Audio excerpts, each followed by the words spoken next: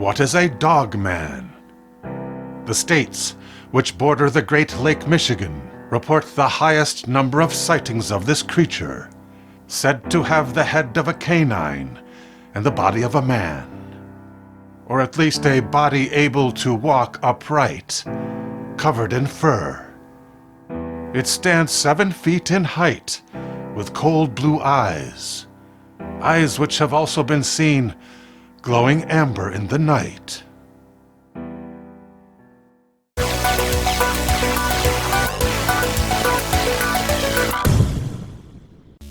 Long before North American lands were settled by Europeans, the Chippewa Indians were familiar with a creature they called the long dog. Their intimate knowledge of its nature included a description of its teeth, which they said were sharp as a knife, as well as the smell of its breath, which was like sulfur or rotten eggs. The Indians believed the long dog was part of a shapeshifting tribe of skinwalkers, a menagerie, whose tribal members got stuck between their animal and human forms.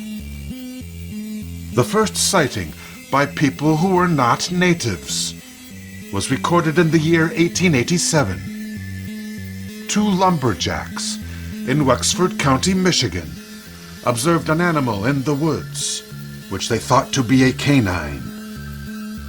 Out of their desire to feed the lonely beast, they followed it deep into the forest. In an effort to escape, the creature crawled inside a hollow log. One of the men broke a branch off a nearby tree, thrusting it into the hollow cavity. From the other end of the log, the creature emerged, screaming in a high-pitched voice like that of a child. Then it stood up on 2 legs. It had a man's body and the head of a hound. The burly lumberjacks ran away. In Wisconsin, it is known as the Beasts of Bray Road. On this rural road, outside of Elkhorn, in 1936, Mark Shackleman reported a chilling nocturnal encounter.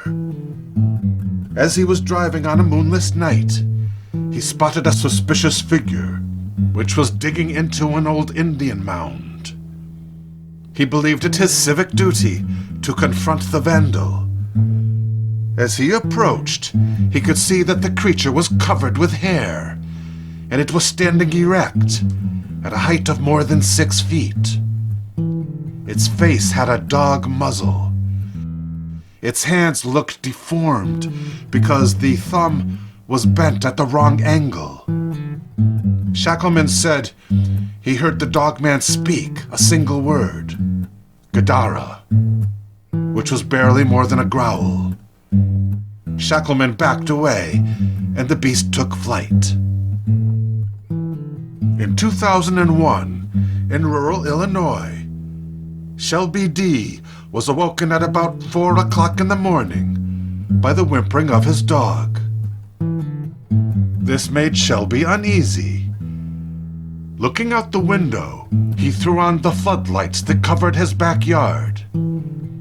75 feet away, he saw a thing like a cross between a man and a dog, standing upright and looking straight at him as he stared back from his window. Its shoulders were broad and well-muscled. The canine head was so massive that its body leaned forward in a stooping posture.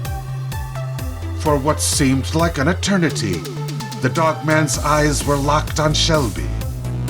Then it turned away, walking into a cornfield.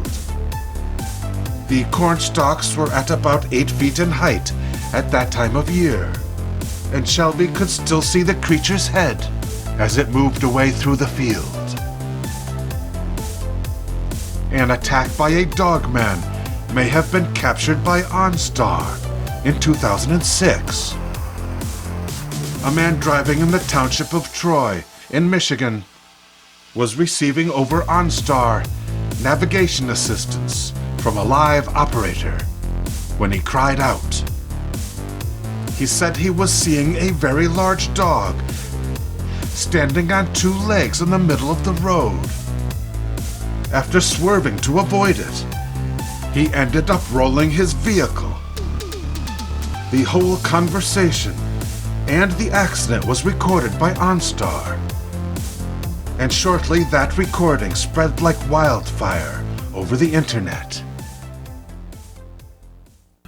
It was 1987 when Steve Cook, a disc jockey at WTCM in Traverse City, Michigan, recorded a novelty song about the Dogman and played it on his radio station.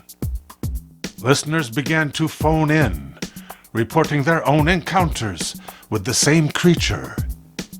The switchboard at the station was flooded with calls.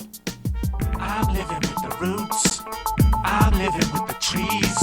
I'm singing with the birds. I'm buzzing with the bees. I'm shining with the sunshine. I'm making up my own mind. It's a natural feeling, the beating of your heart. You know that you're a part of the beating of your heart. You know that you're a part of the beating of your heart. We stayed in bed all day, and then we went outside to watch the sun go down. And then we said goodbye to all our friends.